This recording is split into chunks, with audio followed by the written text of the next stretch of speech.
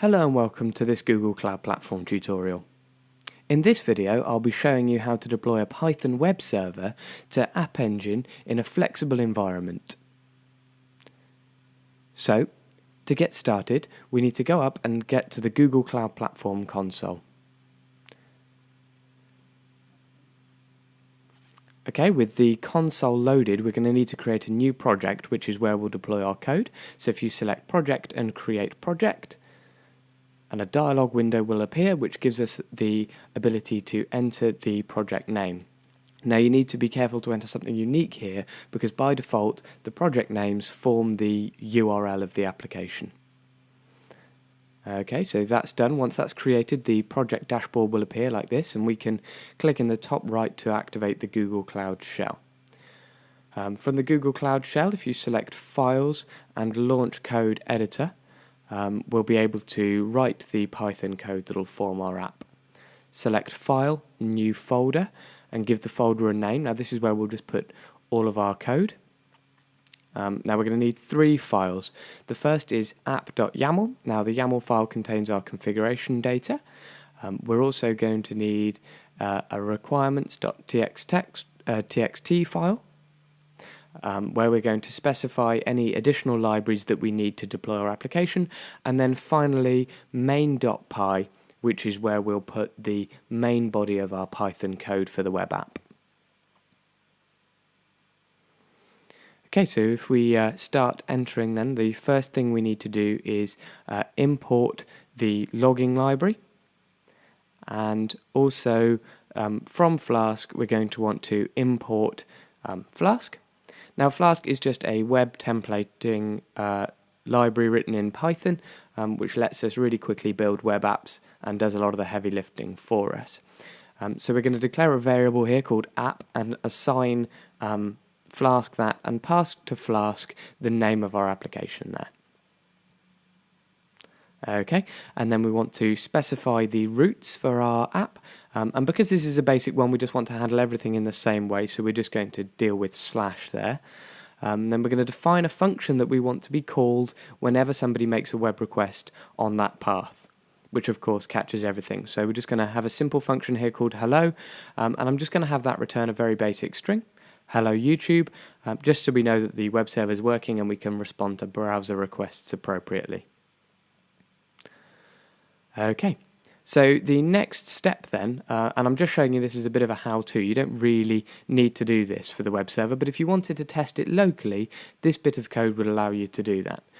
So we're just going to check that if the name of our application, so our application is being called from is main, we're going to specify that we want our app to run on localhost, which is this IP address, 127.0.0.1, and on port 8080, and we're just going to set debugging to true as well.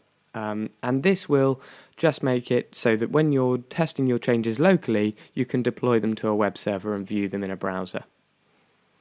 Okay, so that's it. That's all we need for the Python body of code for our web app. We're just going to handle all requests in exactly the same way. So let's move on to the configuration file then, app.yaml. So if you open that up, we're going to want to specify a few things here.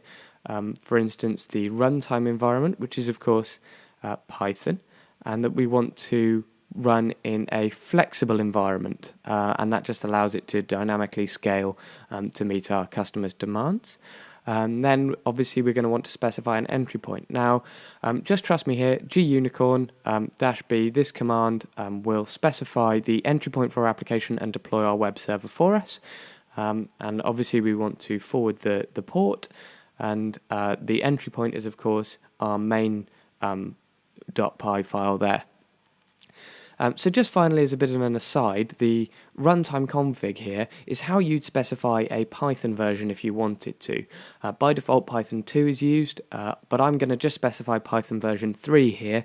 Now that's not a strict requirement, but I just wanted to show you how to do that if you wanted to. So let's move to requirements.txt. Now there's a couple of terms there that you may or may not be familiar with. The first is Flask. As I said, Flask is just a templating library that lets us really quickly build out web applications. And the second is G unicorn or green unicorn. Now that is a WSGI, which is a web service gateway interface written in Python, and basically that just does the heavy lifting for us and automatically deploys our web app. Okay, so with those specified, we can go back to the Cloud Console and list everything there. So we can see the Python demo files there, and I'm just going to change to that directory, and then run the command to deploy the application, which is of course gcloud app deploy. Just approve the URL and hit enter, and it'll progress for us. Okay, so that's deployed now. It may take a bit longer on your machines. Obviously, it's faster when you do it for subsequent deployments, but the first time it can take a little while. So if you copy this URL here, that's where it thinks it's deployed your code to, and paste that into a new browser tab. There we go. We can see that's the string I told it to return. So we've managed to write and deploy a very simple web app that in this example just returns a string, but you could very quickly extend it to start to return web pages, etc. Thank you very much for watching, and look out for more videos on this channel soon.